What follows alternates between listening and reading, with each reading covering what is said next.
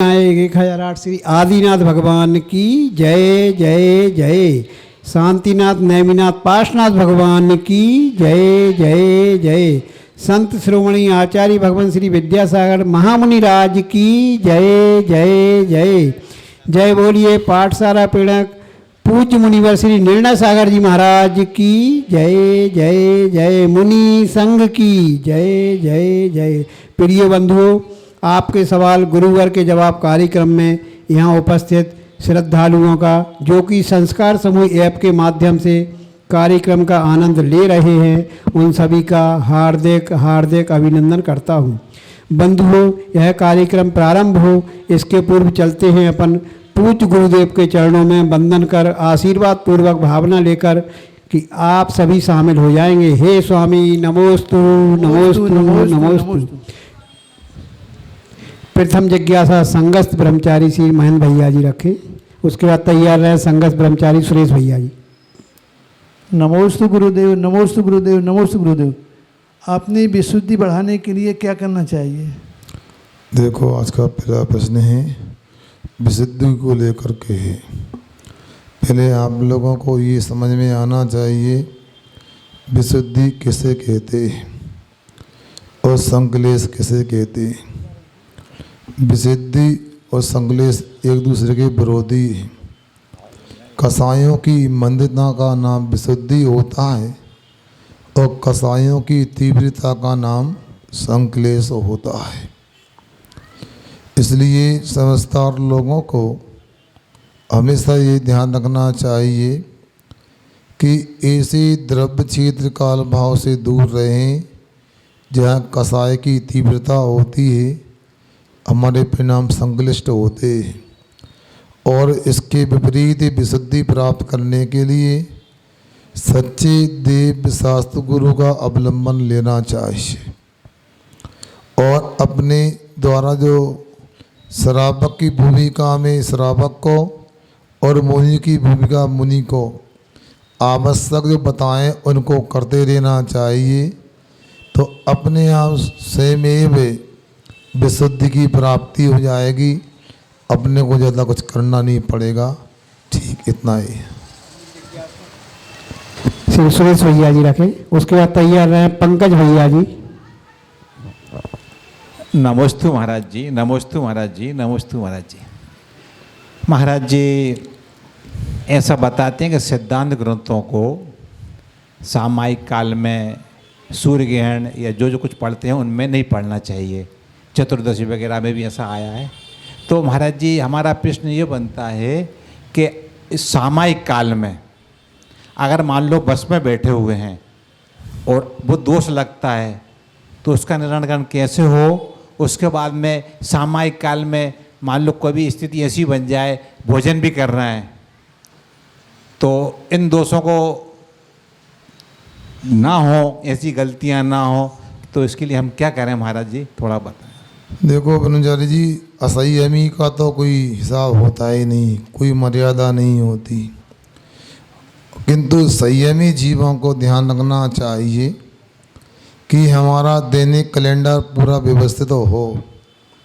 कब खाना है, कब सामायिक करना है, कब अभिषेक पूजन स्वाध्याय करना, कब शयन करना है, ये आप लोगों को सबको ध्यान रखना चाहिए। यदि कोई वृत्ति श्रावक है, 3 प्रतिमा या से अधिक है, उनको रास्ते में विश्राम लेकर के संधि काल में सामायिक करना चाहिए। यदि आपको लगता है कि हम बहुत व्यस्त हैं तो प्रतिमा लेने के लिए विचार करना चाहिए। इसलिए आप लोगों को इतनी आकुलता नहीं होना चाहिए। फिर इस बात का ध्यान रखना चाहिए, समय शिखर आदि तीर्थों की वंदना करना, छोटे तीर्थ क्षेत्र की वंदना करना है, और अपनी सामायिक को निर्दोष बनाना, बड़े तीर्थ क्षेत्र की वंदना करना है। अपने व्रतों में दोष लगा करके कोई यात्रा करना, दूसरे कार्य करना उचित नहीं। स्वाध्याय का अपना काल होता है। संधि काल में तो किसी भी प्रकार का स्वाध्याय नहीं करना है अपने को, मगर संधि काल में तो सामायिक करना है।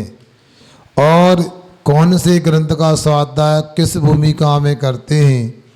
परम पूज्य आचार्य महाराज के अनुसार तो यह है, आरंभ त्याग के पहले कसाय, पावड़, सठखंडगम जैसे ग्रंथों को अपने को पढ़ना ही नहीं चाहिए। बाकी सामान्य ग्रंथ यदि हैं उनको पढ़ने का अपना काल होना चाहिए। जब हम सिद्धांत का गोमट सार आदि का स्वाध्याय करते थे तो अमावस्या, पूर्णिमा, त्रयोदशी, अष्टमी आदि को छोड़ कर के शेष समय में स्वाध्याय करते थे। ऐसा ध्यान रखना चाहिए। आगे अपन लोगों को अपना ख्याल रखना चाहिए। होता है आजकल अच्छी बातों का अनुकरण तो लोग नहीं करते, बुरी बातों का अनुकरण तो बहुत जल्दी होता है। अरे बेबी तो नल का पानी लेते हैं, अरे बेबी तो सामयिक बस में कर लेते हैं, अरे 48 में वो भी तो सामयिक नहीं करते। ऐसा नहीं, कोई करे अथवा ना करे, हमें कल्याण करना है। शास्त्रों में जो विधि लिखी है कल्याण करने की, उसके अनुसार अपना जीवन बनाना चाहिए। सामने वाला संतुष्ट हो अथवा ना हो, हमें अपने अहिंसा आदि व्रतों में कभी समझौता नहीं करना चाहिए। आगे अब ब्रह्मचारी पंकज भैया अपनी जिज्ञासा रखें, इसके बाद तैयार हैं श्रीमती अल्पना जैन इटारसी। नमोस्तु महाराज श्री, नमोस्तु महाराज श्री। मेरा प्रश्न जिज्ञासा है कि मरण, इस जीव ने जन्म लिया है तो मरण भी होना है, तो मरने से पहले 2 मरण होते हैं। एक सुमरण करो तो अच्छा मरण कहलाता है, और एक समाधि मरण। तो समाधि मरण के लिए कैसे क्या तैयारी की जाती है महाराज श्री, उसके बारे में अच्छे से बताएं। पंकज भैया, आप थोड़े विलम्ब से आए हो। यहाँ लगातार 2 महीने से धारावाहिक धन्य कुमार चल रहा था और पूरे 60 किस्तें 60 एपिसोड से वो चैनल में संस्कार समूह में उपलब्ध है, पढ़ना। अब आपका विस्तार से बचाना। भगवती आराधना ग्रंथ में शिव आर्य महाराज ने 2365 गाथा लगभग लिखी समाधि मरण को। अब मैं विस्तार से बताऊं तो बरसों निकल सकते हैं। आपसे इतना ही कहना चाहता हूं कि जब कोई उपसर्ग हो, दुर्भिक्ष की अवस्था हो, कोई बीमारी हो जाए, कोई रोग हो जाए, इसका प्रतिकार करना संभव नहीं है, तो अपने धर्म को गति से गत्यांतर ले जाने के लिए, धर्म आराधना बनाए रखने के लिए शरीर का त्याग करना समाधि मरण है। इस समाधि मरण को संलेखना या संतारा के रूप में भी जाना जाता है। और देखें तो 2 पक्ष होते हैं संलेखना के, एक कसाय संलेखना और दूसरा काय संलेखना। दीक्षा होती है, दीक्षा से ही कसाय को क्रस करते जाते हैं और मरण के समय विशेष रूप से क्रस करते हैं। इसका नाम होता है कसाय संलेखना। दूसरा होता है शरीर के लेकर के, शरीर जीर्ण शीर्ण हो गया तो आहार आदि को कम करते हुए, जैसा आगम में कहा है, फिर भोजन का त्याग करना, फिर चिकनाई का, चिकने पदार्थों का त्याग करना, फिर छाछ का त्याग करना, फिर उबले हुए जल का सेवन करते उसको कम करना, और अंत में त्याग करके पंच परमेष्टि को स्मरण करते हुए, रमोकाल मंत्र का स्मरण करते हुए शरीर का त्याग करना, ये काय संलेखना होती है। और आपको बता दें, संलेखना इतना बड़ा अनुष्ठान होता है, भगवती आराधना आदि ग्रंथ में कहा है कि 12 वर्ष पहले ही जिनको संलेखना समाधि मरण करना है, वह योग निर्यापक आचार्य की या योग मुनिराज की खोज करते हैं, जिनके माध्यम से मेरी संलेखना सम्यक प्रकार से संपन्न हो जाए, जो अनुभवी भी हों, चिर दीक्षित भी हों और मेरे लिए सब प्रकार से संभाल सके। इसलिए प्रत्येक साधक को ये काम करना चाहिए। कुछ लोगों को अभी अभी आना हुआ कि हमारा तैयारियाँ हो रही, काय की हो रही हैं। हमने कहा शादी विवाह नहीं होना यहाँ पर 10 दिवसीय श्रावक संस्कार शिविर लगना है और दूर दूर से लोग यहाँ पर आ रहे हैं। यहाँ के लोगों ने भी अच्छा उत्साह दिखाया है, इसलिए यहाँ श्रावक संस्कार शिविर की बात हो रही है। पहले तो श्रावक समझ लो क्या होता है, जिसके अंदर वीतराग धर्म के प्रति श्रद्धा होती है, फिर वो अच्छे बुरे का ज्ञान रखता है, जिसको विवेक बोलते हैं।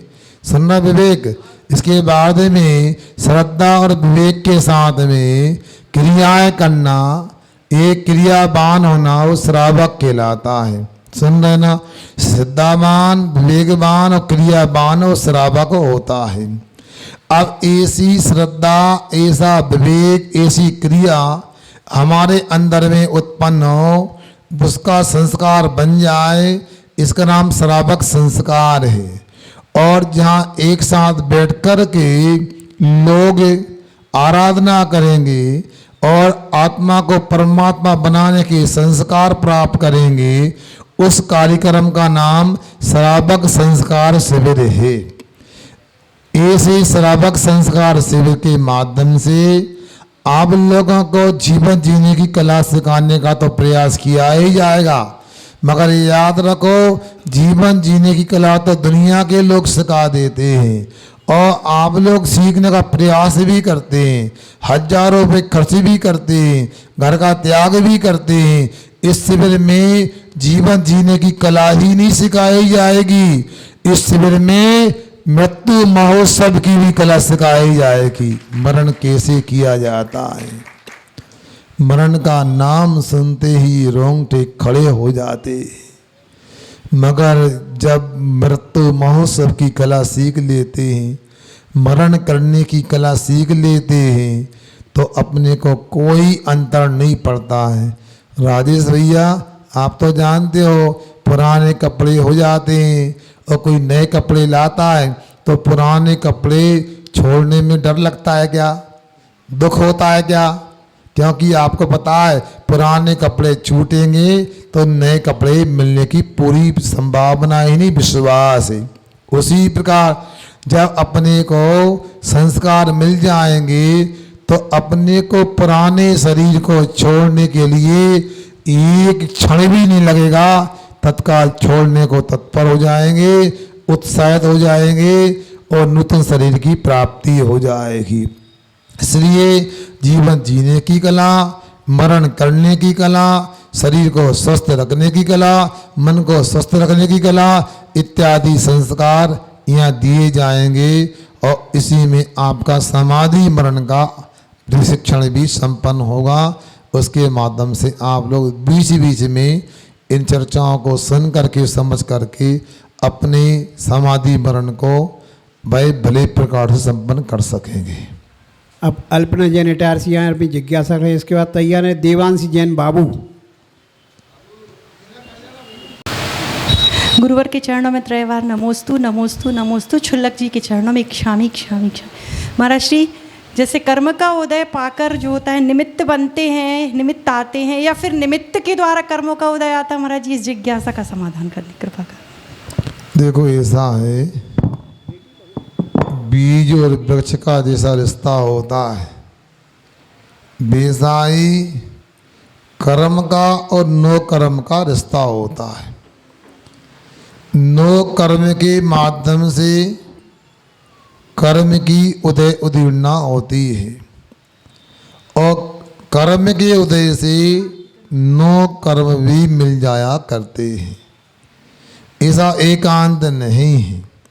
इतनी बात अवश्य है, जब तीव्र कर्म का उदय होता है तो कोई भी घटना के लिए कोई भी नो कर्म निमित्त बन सकता है, और जब कोई तीव्र नो कर्म मिल जाता है तो कर्म की भी उदीर्णा हो जाती है। उदाहरण के रूप में अभी हम लोग यहाँ बैठे हुए हैं, कुछ खाने पीने की इच्छा तो नहीं हो रही? आजाद कुमार जी, क्यों आजाद जी, कुछ खाने की इच्छा तो नहीं हो रही? नहीं हो रही। अब मान लो अचानक यहाँ कोई विशेष अपनी पसंद कोई मिष्टान व्यंजन तैयार हो जाए तो बताओ खाने का मन होगा कि नहीं? एक आध तो पीस ले, टुकड़ा ले, ज़्यादा नहीं तो होता है कि नहीं होता है? देखो इसको स्वीकार करना पड़ेगा। सुनते तो यही इमली का नाम लेने से मुंह में पानी आ जाता गर्मियों में भी, ये नो कर्म हो गया। और कभी कभी कर्म का उदय आता है, ऐसी भूख लगती है तो व्यक्ति साजा भात छोड़ो, भूख न देके झूठो भात, क्या, और प्यास न देके धोबी घाट, ऐसी कहावत है। इसलिए कर्म और नो कर्म का निमित्त नैमित्तिक संबंध है, इसके अनुसार ही व्यवस्था रहती है। ऐसा एकांत नहीं है कि नो कर्म से ही कर्म का उदय होता है या कर्म के उदय से नो कर्म होता है। दोनों का अपना अपना हिसाब है। हाँ, जिसकी बलवत्ता होगी वैसा दूसरा सामने आ जाएगा। शिवांशी जैन अपनी जिज्ञासा रहे, इसके बाद तैयार है कुमारी आयुषी जैन इटारसी। नमोस्तु महाराज जी। महाराज जी, मेरा ये प्रश्न है कि जब जीवी मर जाते तब अपन उनको नमोकार मंत्र क्यों सुनाते हैं? क्या जब जीव मर जाता है तो उसको नमोकार मंत्र क्यों सुनाया जाता है? देखो ये बच्चे का अभी जन्म हुआ 4-5 साल पहले और मरने की बात पूछ रहा है, बहुत अच्छा होनार वाला है। अब ये बच्चा जो है इसको हम शिविर में पेश करेंगे कि क्या योग्यता है उसकी, आप तो जानती हो। अब मैं कहता हूँ ये पूछ रहा बोलना है कि मरने के बाद, बेटा मरने के बाद नहीं सुनाते, जब कोई जीव मरने वाला होता, सुनो बाबू, जब जीव कोई मरने वाला होता है तब नमोकार मंत्र सुनाते हैं। मरने के बाद तो जीव रहा ही नहीं, शरीर पड़ा, क्या सुनाना। फिर भी कभी कभी ऐसा भी होता है समाधि के समय में जब प्राण निकल भी जाते हैं तो कुछ समय उसको नमोकार मंत्र इस प्रकार से सुनाते हैं ताकि यदि मान लो किसी कारण से अभी आत्मा के प्रदेश शरीर में हैं तो वो उसके परिणामों को संभाल सके। सुन रहे? नमोकार मंत्र सुनाने से वो अजीर्ण व्यक्ति भी, अधर्मात्मा व्यक्ति भी, पापी व्यक्ति भी अपने परिणामों को धर्ममय बना लेता है और उसका सुनो भविष्य सुधर जाता है, उसको देव आदि पर्यायों की प्राप्ति हो जाया करती है। अब कुमारी आयुषी जैन अपनी जिज्ञासा रहे, इसके बाद तैयार है श्रीमती उषा बजाज। नमोस्तु महाराज जी। इक्षामी महाराज जी। महाराज जी, मेरा प्रश्न ये है कि जब कभी हम बाहर जाते हैं और हमारा रात्रि भोजन का त्याग होता है तो कुछ लोग तो प्रभाव ना करते हैं, लेकिन कुछ लोग बोलते हैं कि इतनी सी उम्र में इतना त्याग कर दिया, तो फिर महाराज जी ऐसे में क्या उत्तर दें हम उन्हें? अब देखो ऐसा है बहन जी, यहाँ मुझे जहाँ तक ख्याल है हरिवंश पुराण या पांडव पुराण का प्रसंग है और श्री कृष्ण जी के पुत्र प्रद्युम्न जी को वैराग्य हो गया था। वो अपने दादाजी के पास गए, अपने पिताजी के पास गए, हमको वैराग्य हो गया है, हमें आत्मकल्याण करना है, दीक्षा लेना है। तो दादाजी पिताजी कहते हैं अभी इतनी छोटी उम्र में तुम आत्मकल्याण की दीक्षा की बात करते हो, अभी तुम्हारी उम्र है क्या? अभी तो खाने खेलने की उम्र है, तुम्हारा शादी विवाह करना है।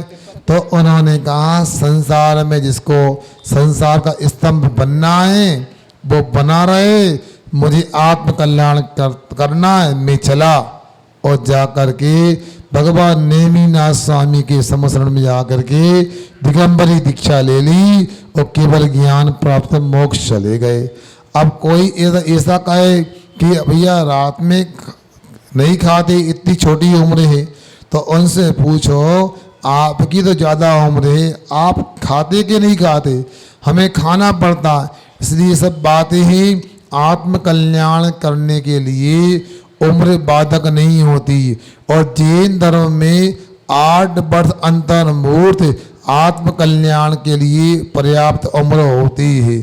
8 वर्ष अंतर मुहूर्त में मुनि दीक्षा भी ले सकते हैं, आदि का दीक्षा भी ले सकते हैं। बाकी मोही प्राणी होते हैं, उनकी बातों में नहीं आना चाहिए।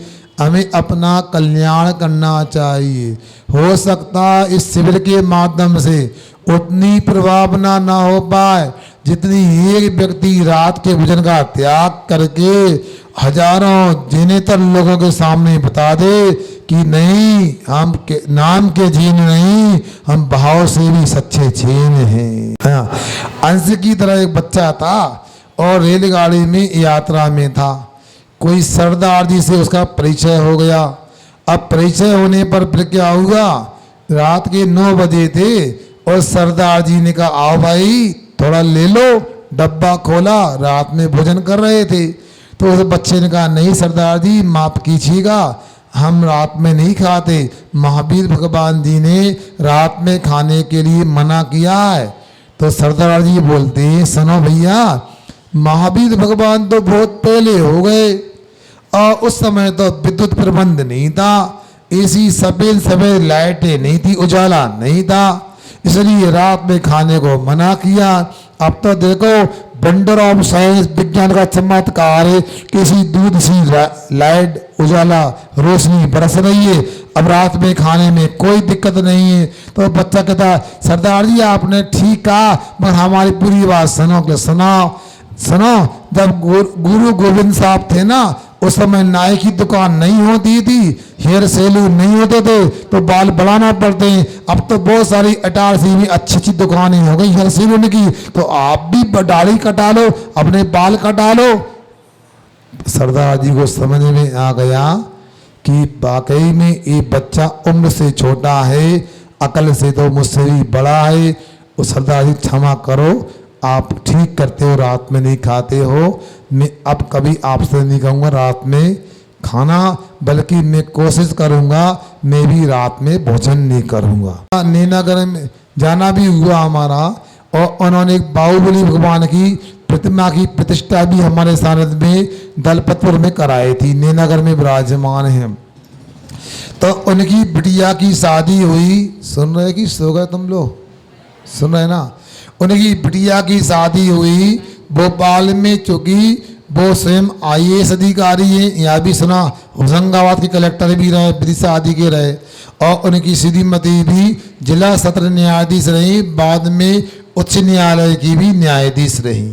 तो उन्होंने अपनी बिटिया की शादी दिन में की, तो उस शादी में बहुत सारे IAS अधिकारी आए, तो एक सरदार जी भी आए जो IAS थे, बल्लभ भवन आदि में पोस्टेड थे। तो उन्होंने कहा धन्यवाद जैन साहब, बहुत अच्छा लगा आपने दिन में शादी की, दिन में भोजन कराया और ना लाइट वेस्टेज हुई, ना लाइट बर्बाद भी नहीं हुई और कीड़े वगैरह भी नहीं गिरे और आने में भी लोगों को अच्छा लगा। तो सुरेश जी बोलते हैं सरदार जी यदि आपको अच्छा लगा तो मैं तो चाहता हूँ आप अपनी बिटिया की शादी भी दिन में ही करना। सुनो, तो सरदार जी बोलते हैं देखो जैन साहब, मैं वायदा नहीं करूँगा, प्रॉमिस नहीं करूँगा, फिर भी मैं आपसे कहता हूँ मेरा प्रयास रहेगा अपनी बिटिया की शादी दिन में करूँ। जब सरदार जी की बिटिया की शादी की बेला आई, उन्होंने पूरी रस्में दिन में की, रात में कुछ भी नहीं किया। ये प्रभावना होती है। महाराज जी एक प्रश्न और था कि जैसे हम एग्ज़ाम देते हैं, कंपटीशन एग्ज़ाम, तो उसमें हमारी पुरुषार्थ तो रहता है, लेकिन कभी कभार बोलते हैं कि भाग्य भी ज़्यादा बल, तो महाराज जी प्रबल कौन है, भाग्य या फिर पुरुषार्थ? देखो ये दोनों अपनी जगह ही, आज का पुरुषार्थ कल का भाग्य बनता है, इसलिए भाग्य और पुरुषार्थ दोनों मिलकर काम संपन्न होते हैं। एक काम नहीं होता है, अपने को मोक्ष मार्ग में पुरुषार्थ करना चाहिए और संसार में भाग्य को आगे रखना चाहिए। मैं आपके सामने मीना सुंदरी को लाना चाहता हूँ। मीना सुंदरी ने अपने पिताजी से कहा पिताजी मेरे भाग्य में जैसा लिखा होगा वैसा ही होगा। ये काम तो आपका है, मेरा काम अध्ययन करने का है, भगवान की भक्ति करने का है। ये विवाह करना तो माता पिता का कर्तव्य होता है, इसमें बच्चों का किसी प्रकार हस्तक्षेप नहीं होना चाहिए, मैं भी नहीं करूँगी। और पिताजी को कुछ अन्यथा लग गया, उन्होंने चला करके कोड़ी पति का चयन किया, मगर उसको विश्वास था मैं भगवान की भक्ति करती हूँ, मुझे वीतरागता में श्रद्धा नहीं, मैं रात में भोजन नहीं करती हूँ, छान के पानी पीती हूँ, सही पुरुषार्थ करती हूँ, विश्वास है मेरा भाग्य भी अनुकूल होगा। देर हो सकती है, अंधेर नहीं हो सकती है। सत्य परेशान हो सकता है किंतु पराजित नहीं हो सकता है। और अंत में हुआ है, उसने सिद्धों की अनंतानंद सिद्धों की भक्ति की, विधान किया और ऐसा सिद्ध चक्र मंडल विधान किया, कोड़ी पति भी कामदेव बन गया। श्रीमती उषा बजाज अपनी जिज्ञासा रखें, इसके बाद तैयार हैं श्रीमती कीर्ति जैन।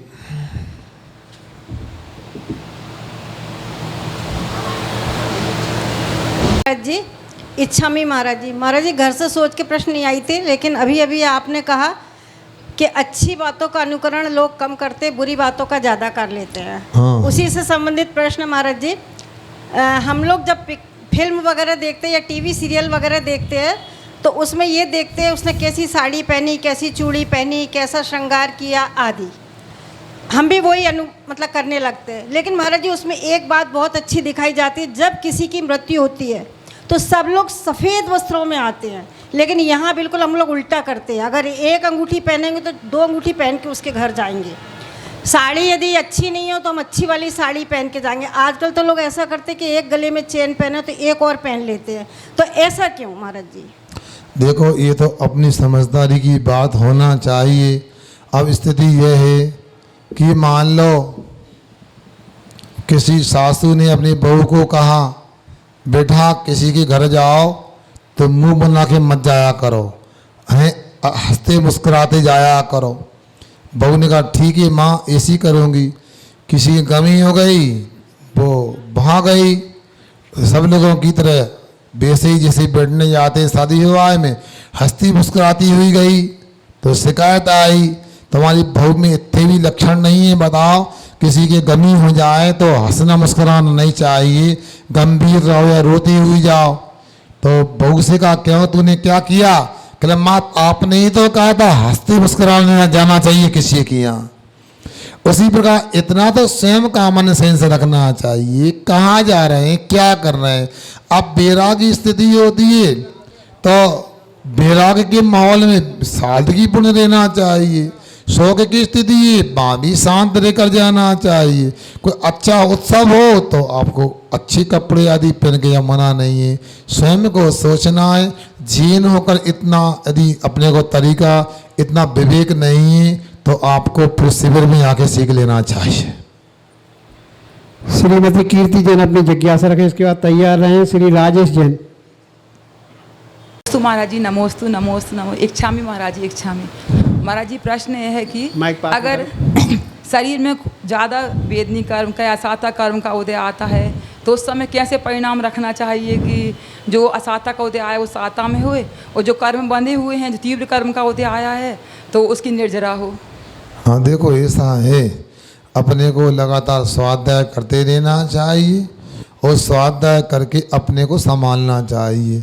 ये मेरी भावना में पढ़ लो, वस्तु स्वरूप विचार खुशी से सब दुख संकट सहा करें। तो वस्तु स्वरूप का जो विवेचन दिया गया जिनवाणी में उसको पढ़ो समझो। उसके बाद तदबार सूत्र में असाता वेदनी के कारण बताओ कौन कौन से होते हैं, उनसे बच के रहो और साता वेदनी के कारणों को आप संभाल के रखो तो आपके लिए पाप कर्म की निजरा होगी और पुण्य कर्म का आश्रय बंद अपने आप हो जाएगा। चलो श्री राज। नमस्ते महाराज जी, इच्छा में महाराज जी। महाराज जी मेरा प्रश्न ये है कि निरंतर जैनों के तीर्थों पर पर्यटन विभाग हो या सरकार के द्वारा या अन्य समाज के द्वारा जो कब्जा किया जा रहा है, उनको अपने पर्यटन स्थल में बनाया जा रहा है, उसके लिए अगर जैन समाज क्या करे जिससे वो तीर्थ बच सकें, नहीं तो आने वाले समय में क्या होगा, इस सवाल का आप जवाब देने की कृपा करें। देखो राजेश जी, आपकी चिंता वाजिब है, होना चाहिए, मगर सुनो, हमसे याद रखो, मैं उंगली करता हूँ ऐसा, आपकी और कितनी उंगलियाँ हैं? एक। मेरी और कितनी है? 3। हम यदि किसी के लिए गलत कहते हैं तो मुझे लगता हम 3 गुने गलत हैं। सम्मेद शेखर जी में हम चर्चा करें, यदि वहाँ पर कहें कि वो लोग गंदे लोग, मांसाहारी लोग रहते हैं और आप कहो कि ऐसा प्रदूषण होने लगा, तो आखिर उसमें दोषी कौन है? वो पैसा कमाने के लिए कुछ करते हैं तो दुनिया करती है, मगर हम शेखर जी जा कर के मौज मस्ती के लिए जाते हैं, क्या तीर्थ वंदना को जाते हैं। आपने को ये सोचना चाहिए, सम्मेद शेखर जी जा कर के ऐशो आराम का अनुभव करना है कि तपस्या करना है।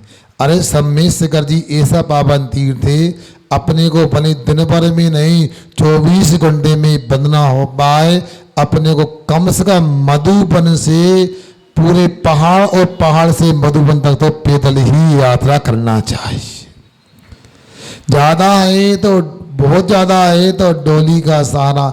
अब आप गाड़ियों का, रोपवे का, हेलीकॉप्टर का प्रयोग करने लगो तो कौन दोषी है? आपको यदि भूख सहन नहीं होती तो अपने थैले में कंधे पे टांग के तो थोड़ा सा डब्बा ले जाओ, पानी की बोतल ले जाओ स्टील की, इतना अपना क्षुधा को शांत कर लो, तृषा को शांत कर लो। मगर ये हम लोग इतने विलासी हो गए, हर जगह अपने को कुछ करना धरना ना पड़े, पैसा फेंको तमाशा देखो वाली बात अपना लिए, ये हम दोषी हैं। एक बात, और दूसरी बात भी बच्चे गए थे स्वयं बोले, जो हमें सुनने मिला कि आप सम्मेद शेखर जी तो टूट पड़ते हो, इतना कि एक नहीं पूरे इटारसी के लोग साल भर में आधे से ज़्यादा लोग जाते हैं, मगर पावापुर, राजगिरी, चंपापुर, मंदारगिरी आदि आप क्यों नहीं जाते? अपने सामान की स्वयं को रक्षा करना चाहिए, टिकट पर भी लिखा रहता है। तो आप सबसे पहले अपने तीर्थों को, अपने मंदिर को अपना समझो और कम से कम 1 वर्ष में 1 बार सब तीर्थों पर जाओ, तो मैं गारंटी से कहता हूँ बाल माँ का नहीं होगा तीर्थ का। बताओ।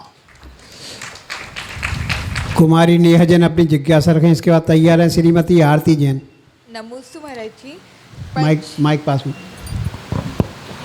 पंच परावर्तन में भाव परावर्तन क्या है, जिज्ञासा का समाधान कीजिए। हाँ, हमने पहले भी कहा सिद्धांत में ऐसी बातें हैं वो सबको कठिन लगती हैं, यहाँ ऐसी बात पूछो सबको काम की हो, लाभदायक हो। फिर भी पंच परावर्तन की बात पूछी।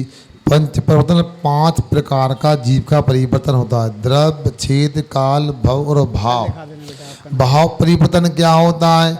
जीव के द्वारा जो कर्म का बंध किया जाता है, इस प्रकृति बंध, स्थिति बंध, अनुभाग बंध और प्रदेश बंध, इन चारों प्रकार के बंध के योग परिणाम जो होते हैं, उन परिणामों का नाम ही यहाँ पर ये भाव परिवर्तन जानना चाहिए। महाराज जी, पाप और पुण्य में क्या अंतर होता है? पाप और पुण्य में क्या अंतर होता है? अब मैं इतना ही कहना चाहता हूँ, भोजन के पहले हाथ धोने में और बाद में हाथ धोने में क्या अंतर होता है? अब देखो, अच्छा प्रश्न किया बहन ने। मैं इतना कहता हूँ, देखो जब भोजन करने के पहले तैयार होते, भोजन करना चाहते हैं तो आप हाथ धोते हैं, धुलवाए नहीं जाते, और नहीं धोते तो धुलवाए भी जाते हैं। मगर भोजन करने के बाद अपने आप हाथ धुलवाए नहीं जाते, धोए भी नहीं जाते, धुल जाते हैं अपने आप। उसी प्रकार पाप जो होता है संसार का कारण है, दुख का कारण है, इसलिए उसको तो बुद्धिपूर्वक छोड़ा जाता है। और पुण्य ऐसा कर्म है, उसको छोड़ा नहीं जाता, वो अपने आप छूट जाता है। दोनों ही आत्मा के विभाव भाव है, किंतु एक विभाव भाव ऐसा है जिसको छोड़ना अनिवार्य है, इसके बिना कल्याण संभव नहीं है। और दूसरा पुण्य रूप विभाव भाव है, अपने आप छूट जाता है, छोड़ा नहीं जाता है।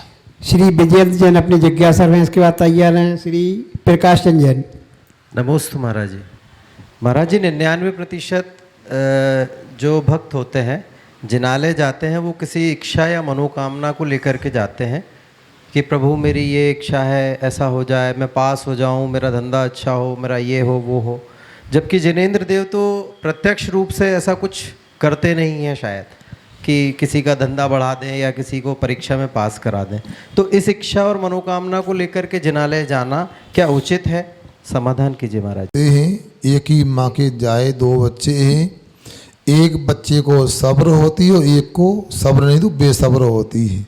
माँ मिठाई बनाती है, एक बच्चा आकुलता करता है, जल्दी करो भूख लगी जल्दी करो, मतलब वो माँ को काम भी नहीं करने देता। तो माँ कहती ले खा ले, बासी रोटी तो रख देती खा ले बस। और दूसरा बच्चा होता है शांत बैठा रहता है और उसके लिए अच्छा स्वादिष्ट मिष्टान प्राप्त होता है। उसी प्रकार भगवान तो किसी को लेते देते नहीं है, मगर जो भगवान के पास आके मांगता है तो उसे कुछ मिल जाता है, मगर जो मांगता नहीं है उसे भरपूर मिलता है, संसार का सुख भी मिलता है और मोक्ष सुख भी मिलता है उसके लिए। श्री प्रकाश जैन आए अपनी जिज्ञासा करें, इसके बाद तैयार हैं श्रीमती रचना जैन इटारसी। गुरुदेव नमोस्तु। चुल्लक महाराज जी को इच्छामी। मेरा प्रश्न था गुरुदेव, अभी बाहर से जो अतिथि लोग आ रहे हैं और जो समाज के बंधु लोग हैं और ये व्रत आ रहे हैं हमारे, तो हम लोग आपस में कैसा व्यवहार करें कि सभी लोगों को अच्छा प्रतीत हो? बहुत अच्छा प्रश्न किया प्रकाश जी ने। इनका कहना यह है कि हम कैसे स्वागत सत्कार करें, कैसे मेजबानी करें। सबसे पहले तो यह है जो शिवरार्थी यहाँ पर आ रहे हैं और भले ही वो इटारसी के भी क्यों ना हो, उन्होंने अपना रूप बदलना प्रारंभ कर दिया, मतलब स्वरूप में आ रहे हैं, मतलब बेरूप नहीं स्वरूप में आ रहे हैं। उनका 10 दिन का त्याग देख करके, उनका भाव देख करके अपने को बहुत अच्छे जैसे मिल जाए हंस करके, कस करके, मुस्का करके, हाथ जोड़कर, सिर झुकाकर जय जिनेंद्र बोलना चाहिए। जो उपवास आदि करते हैं उनके लिए उत्साह बढ़ाने को उनकी भैया प्रति भी कर सकते हैं, पाद मर्दन आदि भी कर सकते हैं। अपने घर में कोई अतिथि आते हैं तो अपने को उनके सम्मान में कोई कसर नहीं छोड़ना चाहिए। एक बार मैं ब्रह्मचारी बन रहा था, शुरुआत की बात थी, और धोती कुर्ता में हम अजमेर गए और 3-4 ब्रह्मचारी हम थे, और जैसे ही सोनी जी की नसिया में दर्शन करने मंदिर गए तो एक व्यक्ति हमारे पीछे लग गए। हमसे कहा भैया जी जय जिनेंद्र, कहाँ से पधारे भैया जी, भोजन वगैरह हमारे निमंत्रण है आपका, और हमने कहा वंदना कर रहे हैं बाद में देखते हैं। उन्होंने हमारा निमंत्रण किया और हमारे इंतजार में 11:30 बज गए। 3 बार देखा, धर्मशाला में जहाँ रुके थे हमें कार से लेकर गए और घर भोजन करा, तो ऐसा भोजन कराया जिसे छुल्लक जी या आदि का आगे भोजन करा रहे हों। बताओ, तो अपना भी कर्तव्य बनता है जितना हो सके उनके स्वागत सत्कार में कमी नहीं छोड़ना चाहिए। हो सकता आपका एक दिन का स्वागत सत्कार उनको त्याग करने के लिए और आगे बढ़ा दे और उनकी त्याग की पराकाष्ठा मुनि रूप में व्यक्त हो जाए। श्रीमती रचना जैन अपनी जिज्ञासा रखें, इसके बाद तैयार है श्रीमती ममता जैन इटारसी। इच्छामी महाराज जी, बहन ने पूछवाया है कि गर्भावस्था के टाइम अपन को कौन से महीने तक महाराज जी या माता जी को आहार देना चाहिए? ये तो जिनवाणी में लिखा है, इससे पूछने की बात क्या, 5 महीने तक वहाँ आहार देने का निषेध नहीं है। तैयार है अंश जैन, अंतिम जिज्ञासा।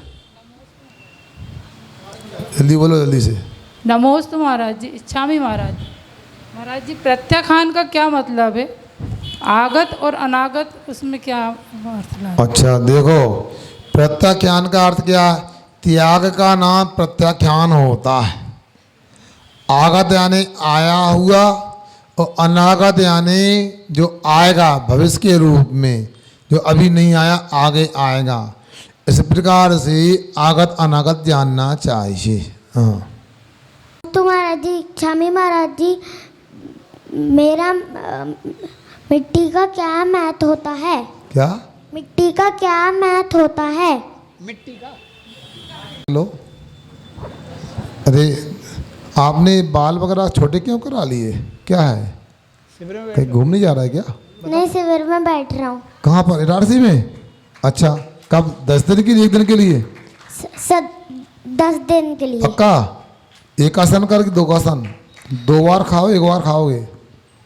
1 बार खाएगा। देखो बच्चे के भाव देखो, ताली कमजोर बज रही है मगर बताओ। ये अंश जी ने है, इसका मतलब है माटी का क्या महत्व? सुनो, माटी के बिना कुछ नहीं है। माटी है तो हमारा जीवन है, माटी है तो शरीर है, माटी है तो ये धरती है। इसलिए माटी जीवन का सर्वस्व है, सब कुछ है, ऐसा जानना चाहिए।